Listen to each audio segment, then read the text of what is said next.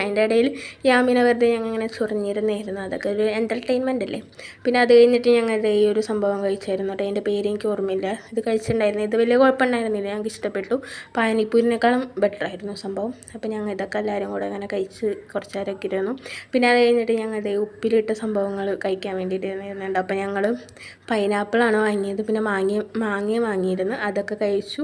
പിന്നെ അതിൻ്റെ ഇടയിൽ ബലൂൺ വേണമെന്ന് പറഞ്ഞിട്ട് അവർക്ക് ബലൂണൊക്കെ വാങ്ങിക്കൊടുത്തായിരുന്നു. പിന്നെ ഈ പാത്രങ്ങൾ കാണുമ്പോൾ നല്ല ഉണ്ടായിരുന്നില്ല, പക്ഷേ ഇതൊന്നും ഞങ്ങൾ വാങ്ങിയിരുന്നില്ല.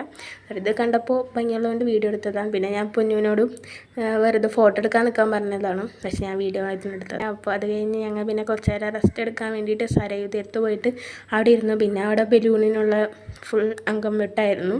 പിന്നെ ബാക്കി ബലൂണൊക്കെ ഞങ്ങളെയും പൊട്ടിയിട്ടുണ്ടായിരുന്നു കേട്ടോ. ആകെ ഇത് മാത്രമേ ഉണ്ടായിരുന്നുള്ളൂ. ലാസ്റ്റായപ്പോൾ അതും പൊട്ടിയിട്ടുണ്ടായിരുന്നു. പിന്നെ ബാലയുടെ വായ ഫുള്ള് മാല തന്നെയായിരുന്നു കേട്ടോ.